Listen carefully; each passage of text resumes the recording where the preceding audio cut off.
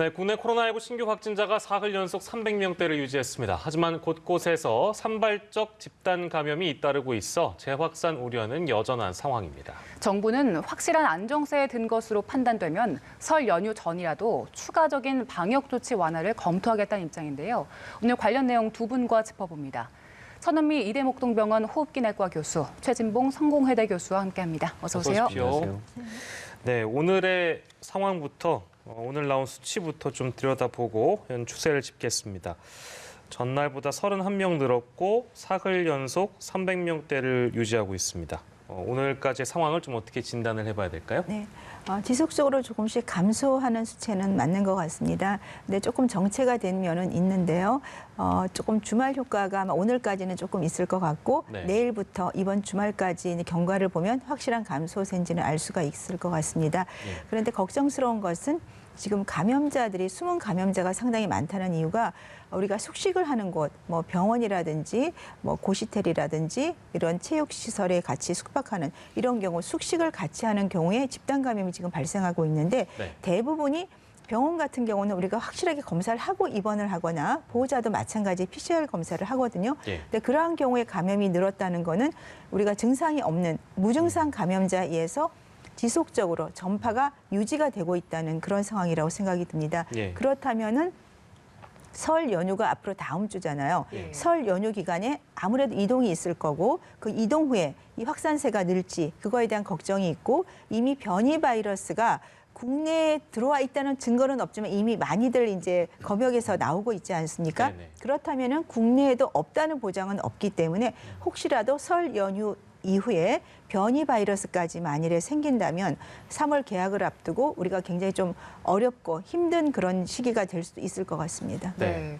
최근 확진자 수를 보면 300명, 400명대 이렇게 나오고 있는데 이 숫자가 발표가 되면 어떤 분들은 거기서 교회나 선교센터에서 일어난 집단 감염, 병원에서 일어난 집단 감염의 수를 빼면 그래도 좀 안정세에 접어든 게 아니냐 이런 의견을 말하는 분들이 있더라고요. 네. 이 부분에 대해서는 어떻게 판단하는 게 맞겠습니까? 그러니까 집단 감염이 생기는 이유가 네. 말씀드린 교회라든지 교회도 일부 방역을 못하는 곳도 있지만 대부분 하고 있죠. 특히 병원 같은 경우는 철저하게 방역을 하는데 지금 최근에 대형 병원에서 생기고 있습니다. 그 말은 그분들이 외출을 하거나 그런 경우에 밖에서 감염이 돼서 들어온 경우죠. 증상이 없었을 거고 그게 숨은 무증상 감염자인 거죠. 그런 감염자들이 많이 퍼져 있고 국내에서도 1월 달이나 이런 지금 선별검사, 임시 선별검사소에서 검사한 그런 인원수를 보면 수천 명이 나옵니다. 그 말은 그만큼 숨은 감염자가 많다는 거고 그걸 고려한다면 우리가 확진자 수만 가지고 이게 안정적이라고 보기에는 조금 어려울 것 같습니다. 네.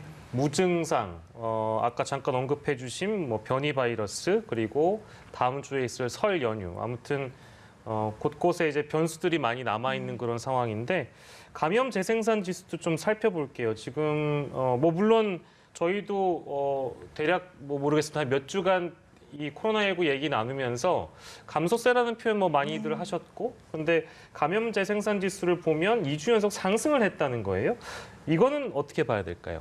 그만큼 이제 개인적 접촉에 의해서 선행 그 감염자에서 감염이 되는 거죠. 네네. 그러니까 그 말이 아까 무증상 감염자가 우리가 생각한 것보다 훨씬 많다는 거를 알 수 있고 네. 수도권에서 계속 이 확진자가 줄지 않는 건 수도권의 인구 밀도가 높기 때문에 우리가 일상생활 공간에서 감염이 되고 있는 거죠. 그래서 보시면 뭐 교회뿐 아니라 우리가 고시텔이라든지 노숙사 센터라든지 이런 곳들은 숙식을 같이 하는 경우가 많거든요. 그런 경우에 감염률이 높다는 거죠. 그러니까 앞으로도 우리가 이런 단체적으로 사람들이 모여 있는 곳에서는 분명히 집단 감염이 발생할 수 있다는 거를 알 수 있을 것 같습니다. 네, 예. 알겠습니다. 저희가 지금 여러 가지 위험 요소들을 짚어봤는데 정부에서도 지난 추석과 비교했을 때보다 훨씬 더 위험한 상황이다라고 판단을 하고 있는 것 같아요. 네, 그렇습니다. 아무래도 이유는 이거예요. 지금 현재 상황을 보면 평균 한 400명 정도 되는 거잖아요. 300명에서 400명 왔다 갔다 하지만 평균적으로 400명 정도 된다고 하면 추석 때는 400명까지 없었어요. 그 당시에는. 예. 그러니까 지금 현재 정말 한 군데만 뚫리게 되면 이동이 많아지면 많아질수록 확산세 확산세가 엄청나게 커지는 거잖아요. 그러니까 400명대에 이르고 있는 현재 평균 숫자로 봤을 때에 추석 때보다 훨씬 확산의 우려가 큰 거죠. 어느 한 곳이 뚫리는 순간 엄청나게 많은 숫자로 급속도로 확산될 가능성이 있고 지금 현재 집단감이 일어나는 이 추세를 보면 예전에 수도권 중심이었잖아요. 대구, 수도권 이렇게 나눠졌었는데 지금은 전국적으로 집단감염들이 일어나고 있어요. 근데 아시는 것처럼 서울대에서 만약에 고향을 방문하거나 이동이 많아지게 되면 그 지역에서 발생한 어떤 그 확산세가 수도권으로 또 수도권에 있다가 지방에 내려가는데 거기서 또 확산이 되는 위험성도 충분히 나올 수 있다는 거죠. 그래서 지난 추석보다도 설이 더 훨씬 위험할 수 있다고 얘기하는 것은 예. 현재 전체적으로 평균 숫자가 많다는 거, 확진자 숫자가. 두 번째는 집단 감염의 양상이 수도권뿐만 아니라 각 지역에서도 일어나고 있다는 점, 이런 점들이 추석 때보다는 훨씬 더 위험한 상황이 이렇게 판단이 될 수 있는 것이죠. 네, 알겠습니다. 그리고 정부가 이번 주 주말에 다시 한번 상황을 보고 거리두기와 관련해서 재발표를 하겠다 이런 얘기를 하지 않았습니까? 그렇죠. 지금 자영업자들은 그래서 이번 주말 발표만 또 기다리게 됐습니다. 맞습니다. 뭐 자영업자들은 사실 뭐 정말 엄청난 피해를 당하고 있죠. 뭐 소상공인들 자영업자들이 느끼는 피해라고 하는 건 저희가 말로 표현할 수 없을 정도로 심각한 상황인데 그러다 보니까 사실 IM 선교의 발로 집단감염이 일어나기 전만 해도 원래 사회적 거리두기를 지난주에 발표할 때는 예상컨대 시간을 좀 늘리는 방안이 고려된 것 같아요. 예컨대 9시까지 했던 걸 10시까지 늘리고 그다음에 숫자를 약간 좀 늘리는 방안이 고려됐던 것으로 저는 알고 있는데 그게 다시 이렇게 그냥 연장을 했잖아요. 그 이유가 결국 IM 선교회를 기점으로 해서 급속히 확산되는 집단 감염 추세가 커졌기 때문에 그렇게 됐다고 볼 수 있을 것 같은데 그런 부분들을 고려하다 보니 결국 이제 사회적 피로도가 있음에도 불구하고 지속할 수밖에 없는 상황이 아닌가 하는 생각이 드는데 추후에 상황 봐가면서 바꿀 수 있을 것 같습니다. 예, WHO 역학적 보고 사례는 저희가 잠깐 질문을 드려보는 게 중요할 것 같습니다. 근데 어린 아이들일수록 뭐 어떤 감염이 낮다라는 것은 예상 가능한 수준인 건가요? 어떻습니까, 교수님? 두 가지로 설명이 될 것 같습니다. 우선 아이들은 아무래도 외부 출입이 좀 적죠. 사회생활을 하는 것이 아니니까. 네네. 그래서 이제 감염의 노출이 적다는 이유도 있고요. 두 번째로는 과거부터 조금 연구가 나왔습니다만 어린아이들은 이 면역이 더 강한 면도 있고 또 코로나에 감기에 많이 노출이 돼 있어서 예. 면역이 이미 생겨 있는 그러니까 무증상 감염처럼 지나가는 경우가 많다는 거죠. 그러니까 예. 두 가지 요인 때문에 아마도 지금처럼 감염이 적게 되더라도 가볍게 앓거나 무증상으로 가는 율이 많다고 생각합니다. 예, 이걸 백신 접종이랑 연결시킨다면 지금 어차피 그 임상 그 사례가 없잖아요. 네, 그 어린 맞습니다. 아이들의 경우에는, 그러니까 미성년자의 경우에는 없기 때문에 접종 대상으로 분류가 되고 있지 않는데 뭐.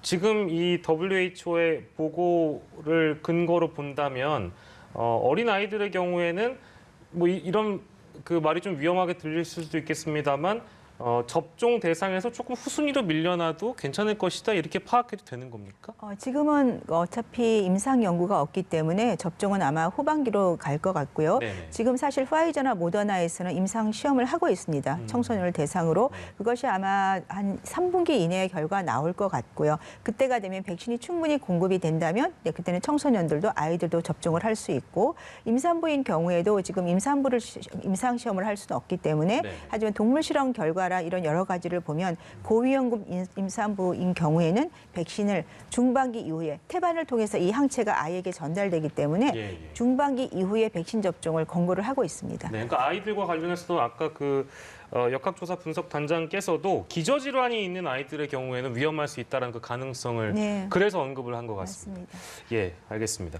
그리고 저희 브리핑 가기 전에 최진봉 교수께서 그 자영업자들이나 소상공인 분들께서 여전히 정부의 조치에 답답함을 좀 호소하고 있다. 이제 이런 말씀을 해주셨는데 그러니까 몇 가지 조사를 좀 저희가 들여다볼까 합니다. 10명 중에 8명이 장기화한 거리두기 지침을 따르는데 피로감을 느낀다. 그렇기 때문에 그러니까 국민들의 어떤 이 방역 조치에 대한 수용성을 우리가 감안을 해본다면 방역 조치를 완화하는 것도 완화를 검토해 보는 게 어떠냐 뭐 이런 주장도 가능해 보이는 어떤 조사이긴 한 것 같습니다. 그렇습니다. 이게 사실은 조금 상반된 부분이 있어요. 지금 말씀하신 이 조사 결과를 보면 피로도가 높다는 데는 그렇다고 응답이 많지만 그러면 5인 이상 금지를 했잖아요. 이게 네네네. 효과가 있느냐고 물어봤을 때는 효과가 있다는 쪽이 훨씬 더 높아요. 예. 그렇네요. 그러니까 5인 이상 거리두기 한 거, 사회적 거리두기에 대해서는 긍정적 평가를 하지만 그럼에도 불구하고 본인이 느끼는 피곤하다. 피로감은 큰 거죠. 예. 그러니까 이게 이게 이율배반적인 부분이 있는 거잖아요. 그러니까 분명히 이건 효과는 있는데 이게 계속되면 될수록 본인은 피곤하다고 느끼는 거니까 예. 이걸 어느 정도까지 적절하게 조정을 하느냐가 중요하다고 보여지거든요. 그래서 너무 오랫동안 이 5인 이상이라든지 아니면 사회적 거리두기 강화가 계속되게 되면 효과는 떨어져요. 당연히 그럴 수밖에 없다고 보여지기 때문에 그래서 이제 적절하게 거리두기 체계를 만들고 이번에 이제 거리두기 체계도 개편하는 쪽으로 지금 논의가 되고 있는 거거든요. 예. 지금 3단계로만 돼 있는데 이걸 조금 더 촘촘하게 좀 늘리는 방안이라든지 아니면 지금은 그냥 예를 들면 많은 사람이 들어가는 다중 이용 시설 하나로 묶어서 했건데 뭐 규제를 하는 방안이 있지만 이걸 조금 업장의 특성에 맞게 약간 변화를 주는 것도 필요한 상황이고 예. 그러다 보면 일정 부분 조절이 가능한 부분이 있을 거라는 생각이 들어요. 그래서 거리두기를 하는 게 분명히 모든 국민들이 동의하는 부분이지만 그럼에도 불구하고 이 거리두기가 지속될수록 효과는 떨어지니 예. 완급을 조절할 수 있는 방안이 필요하고 또는 업종별로 조금 디테일하게 특성들을 파악해서 어느 업종을 어느 시간대 또는 뭐 전체 들어가는 사람의 수를 총량으로 제한하는 방법이라든지 이러면 시간은 좀 늘리는 방법이란 이런 방법들이 필요할 것 같아요. 그러니까 예. 지금은 그냥 단순히 이런 업종은 몇 시부터 몇 시까지 못 합니다. 뭐 몇 명은 못 들어갑니다. 이렇게 지금 제한을 하고 있잖아요. 그런데 네. 업장마다 약간의 특성의 차이가 있으니 이런 부분들 좀 면밀히 살피면서 완급을 조절하게 되면 피로도를 조금 줄이면서도 사회적 거리두기 효과는 계속 갈 수 있는 방안이 예. 논의돼야 되고 오늘 사실 그것 때문에 네네. 공개 세미나를 했는데 네. 이 세미나에 좀 긍정적인 평가를 할 수 있는 내용들이 좀 나왔으면 좋겠다 이런 생각이 듭니다. 예, 네. 세분화된 어떤 그런 대책들이 필요하다라는 지적은 뭐 많은 분들이 해주셨고요. 또 하나의 조사를 보자면 이건 뭐 어디까지나 뭐 자영업이나 이런 부분들을 좀 차치하더라도 이제 설 연휴를 앞두고 있기 때문에 10명 중 5명은 가족 간 만남은 허용을 해야 된다. 이제 이런 응답을 했다고 합니다. 설 연휴를 아무래도 앞두고 있으니까요. 청 교수님 어떻게 생각하세요? 가족 간 모임은 허용해야 되겠습니까? 사실 좀 허용을 하면 좋겠죠. 네네. 근데 같은 집에 살던 분이면 괜찮겠는데 가족이라고 하더라도 이제 수도권에 따로 떨어져 있는 분들이 같이 이제 내려가실 거 아니에요. 네네네. 그럴 땐 다른 곳에 살던 분이기 때문에 지금 무증상 감염이 굉장히 많다고 말씀을 드렸어요. 예. 그러니까 국내 연구에도 최근에 나왔는데 10명 중에 6명이 이미 몸에 이게 면역을 갖고 있는 거예요. 그러니까 바이러스가 들어왔을 때 본인이 모르게 저항을 할 수 있죠. 그런 분들이 감염이 된 상태에서 같은 차를 타고 가면 가족이니까 마스크를 벗고 내려가실 확률이 많죠. 예. 그러면 그 차 안에서 감염이 되실 수도 있고 또 집에 도착해서 부모님을 뵐 때도 식사 중에 대화 때 마스크를 쓸 수가 없죠. 사실 그런 위험 때문에 정부가 5인으로 제한을 해놨지만 네. 그러니까 심적으로는 사실은 가족들은 만나야 된다고 생각합니다. 예. 그런데 이제 방역 차원 때문에 조금 이런 어려움이 있다는 거를 조금 이해도 필요하지 않을까 생각합니다. 뭐 마음들은 다들 이러실 것 같은데 또 머리로는 지금 상황을 잘 이해해 보시면 아무래도 위험하다 보니까 이제 이런 응답들이 많이 나온 것 같아서요. 두 가지 조사를 토대로 좀 질문을 드려봤습니다. 네, 그리고 저희 백신 관련해서도 이야기 나눠보겠습니다. 네. 아스트라제네카 백신이 일단 우리나라에서는 65세 이상 고령층도 일단 접종을 하게 하겠다. 뭐 효과가 미비하지만 그래도 안 맞는 것보다 낫다라는 의견이 나왔는데 이 발표에 대해서 어떻게 보셨어요? 네, 이제 요양원 계신 분 대상으로 아마 접종을 할 것 같습니다. 75만 명 정도인데 아스트라제네카가 다른 백신들과 달리 이제 고령층에 대한 연구가 부족해서 그러니까 미국에서도 추가 임상 결과 후에 승인을 하겠다는 거고 유럽에서도 뭐 독일이나 프랑스, 이탈리아 같은 경우는 55세 미만, 65세 미만에서 접종을 권고하고 있는 상태입니다. 다른 연구 파이저, 모더나는 보통 56세 이상이 한 40%가 넘거든요. 네. 그런데 이 아스트라제네카를 그 임상 연구 수를 자세히 보시면 56세 이상이 전체가 12%인데 56세에서 69세까지는 한 8.3%고요. 70세 이상이 3.8%밖에 안 됩니다. 그것도 나눠서 주사를 맞은 군과 그다음에 그 위약군을 합해서 그 정도이기 때문에 네. 백신을 맞은 군은 220명 정도인 거죠. 그렇다면 1상 이상에서는 분명히 고령층에서도 중화항체라든지 면역세포가 충분히 젊은 층만큼 형성이 됐다고 나왔지만 네. 이것이 정말로 감염이 됐을 때 병을 예방할 수 있는지에 대한 데이터는 조금 많이 부족하다, 근거가. 그 문제가 있고 또 다른 백신과 달리 접종 기간을 3개월 할 때하고 한 달 할 때 이게 간격에 따라서 또 접종 예방률이 62대 90%로 다르게 나왔습니다. 예.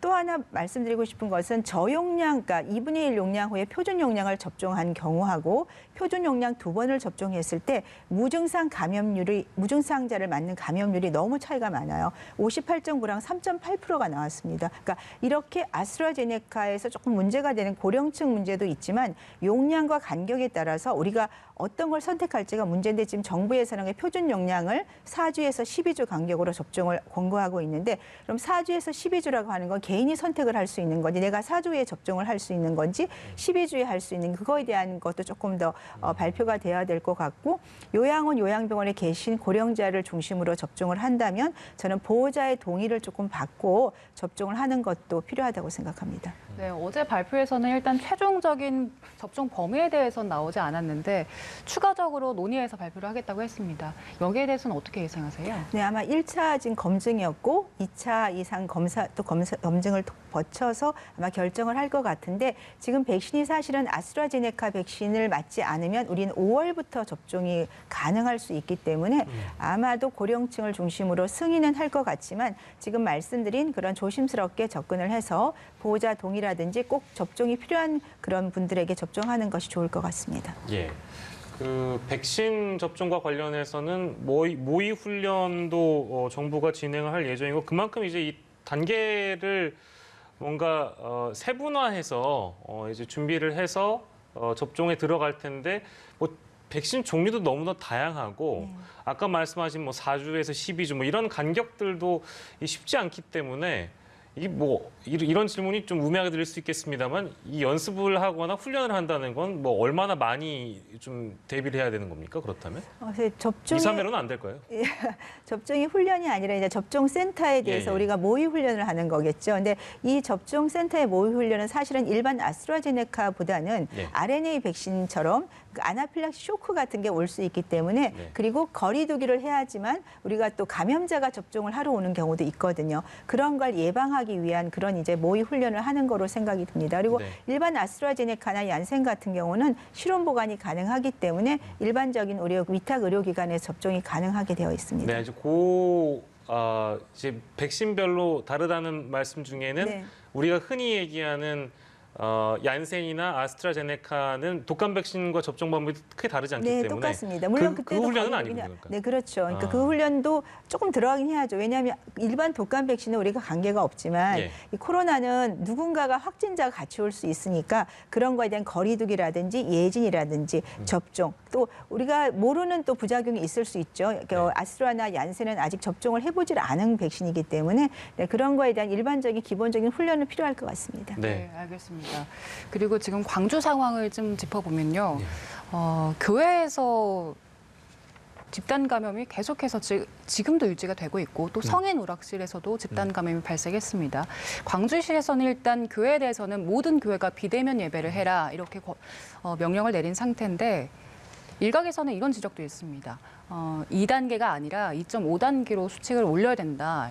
이런 지적도 있는데 여기에 대해서는 어떻게 보세요? 2.5단계로 올리게 되면 지금 이제 수도권에서 2.5단계를 적용하고 있지 않습니까? 이제 마찬가지 개념이에요. 자영업자 소상공인들이나 이런 분들에 대한 피해가 커지기 때문에 지방은 지금 2단계를 유지하고 있거든요. 근데 광주 같은 경우는 특수한 경우가 뭐냐면 IM 성교회라는 곳에서 광주 이제 안디옥 교회를 중심으로 해서 엄청나게 많은 확산세가 100명이 넘어섰습니다. 지금 연관된 확진자 수가 여기서 끝나는 게 아니고 고등학교, 그다음에 유치원 다른 기관까지 지금 연결이 되고 있는 상황이에요. 이런 상황이라고 하면 교회 대면 예배가 상당히 어려울 수 있다. 그래서 광주시는 대면 예배를 금지를 시켰어요. 지금 현재. 뭐 저는 적절한 조치라고 생각이 들어요. 그런데 이제 문제는 광주 안디옥 교회 같은 경우에는 여기에 반발을 해가지고 지금 뭐 대면 예배 지난번에도 한번 문제가 발생한 적이 있었거든요. 작년에도. 작년에도 8월달에 그 광주 성림침례교회라고 여기서 집단 감염이 생기면서 대면 예배가 금지가 됐어요. 그런데도 강행을 했거든요. 8월 달에 100명 이상이 모여가지고 대면 예배를 했어요. 그래서 그걸 적발을 해가지고 광주시에서 감염병 예방법 위반으로 고소를 했고 조사해서 벌금 300만 원을 2명이 받았어요. 그랬더니 거기에 반발해서 또 취소해달라는 소송까지 냈어요. 근데 저는 이렇게 생각해요. 이 논리 자체가 저는 좀 맞지 않다고 보는데 저도 크리스찬입니다만 그 교회 뭐 관계자들이 하는 얘기가 뭐 종교의 자유 침해라고 하는데요. 대면 예배, 비대면 예배가 왜 종교의 자유 침해인지 모르겠어요. 무슨 말씀이냐면 예배라고 하는 것이 반드시 한 곳에 모여서 같은 장소에 예배드리고 그래야만 예배인 것인지 성경에는 그런 기록이 없거든요. 어느 곳이든 자기가 있는 곳에서 예배하는 것 자체를 다 인정하고 있습니다. 네. 비대면 예배도 예배의 하나의 방법인 거예요. 그게 왜 종교의 자유 침해입니까? 예배를 못 드리겠습니까? 하나님 믿는 걸 못 믿겠습니까? 그런 식으로 자꾸 주장을 하시는 것이 결국은 더 교회에 대한 부정적 이미지를 만들어내는 거예요. 방역 대책에 적극적으로 참여하는 것이 하나님이 가르치신 하나님의 사랑을 실천하는 방법인 것이고요. 교회가 세상을 위해서 해야 될 일이라고 저는 봐요. 그런 일들을 하지 않으면서 대면 예배를 계속 강행해가지고 저런 문제를 발생시키고 지금 어쨌든 대면 예배 때문에 여러 사람이 피해를 보고 있는 거 아니겠습니까? 네. 지금 말씀드린 것처럼 관련돼서 100여 명 이상의 지금 확진자가 나오고 있는 상황이에요. 그렇다고 하면 반성하고 사과문을 내야 될 텐데 그런 모습은 전혀 없어요. 지금 안디옥 교회 같은 경우 사과문 한 장 내지 않았습니다. 예. 지금도 반발하고 있고요. 이런 태도를 보이는 것은 저는 바람직하지 않다고 보고요. 지금 말씀하신 것처럼 이 교회발을 중심으로 해서 나오기 때문에 교회에 대한 여러 가지 예배에 대해서 어려움이 있는 거예요. 잘 지켜지면 제가 볼 때는 방역당국이 그거 예배하라고 하지 않겠습니까? 일부에서는 지금 허용되고 있는 상황이고요. 네. 지금 2.5단계임에도 불구하고 예. 그런 관계들을 좀 고민하신다고 하면 교회들이 더 적극적으로 방역당국의 대책을 좀 따라줬으면 좋겠다는 생각이 듭니다. 네. 그리고 마지막 질문이 될 것 같은데요. 서울 한양대병원 여기 지금 확진자가 47명까지 지금 늘어난 상황이라서 아무래도 병원에서 감염이 일어나면 걱정하신 분들이 뭐 적지 않습니다. 52명인가요? 네네, 52명이라고 하네요. 47명이 아니고 52명까지 늘어났다고 합니다. 병원 내에 이런 집단 감염이 잦아들려면 어떤 노력을 해야 될까요, 교수님? 네, 감염원은 두 가지입니다. 의료진이 감염되는 경우가 있고, 그다음에 간병인 보호자가 감염이 되시는데 간병인이나 보호자가 감염되는 이유는 외부 출입을 하시기 때문에 그래요. 처음에 PCR 검사 음성으로 올 때 보호자로 간병인 이용하실 수 있지만 네. 그분들이 감염이 외부에서 되오시는 거죠. 그렇기 때문에 병원 내에서 전 정기적으로 일주일에 한 번씩이라도 PCR 검사를 하게 하는 게 더 확실할 것 같고 예. 아니면 집에서 검사할 수 있는 홈키트를 미국처럼 승인을 해서 검사를 하게 하는 거. 두 번째로 의료진이 감염되는 경우는 대부분 가정에서 감염이 많이 됩니다. 예. 가정에 부모님이 감염돼서 본인도 모르게 무증상 감염이 돼서 병원에서 확진이 되는 경우인데 의료진들은 그래도 대부분 마스크를 쓰기 때문에 확산세가 많지는 않지만 동료 의료진을 감염시키는 사례가 간혹 있습니다. 그래서 두 가지 가정 내 감염과 지역사회 감염이 결국 병원으로 오기 때문에 지역사회 감염을 최대한 차단을 해야 되고 그리고 간병인 보호자는 PCR 검사를 주기적으로 하는 그 두 가지 방법이 효과적일 것 같습니다. 예, 그 내용까지 저희가 들어봤고요. 오늘 코로나19 상황은 두 분의 전문가와 함께했습니다. 천은미 이대 목동병원 호흡기내과 교수, 최진봉 성공회대 교수와 이 시간 함께했습니다. 고맙습니다. 고맙습니다.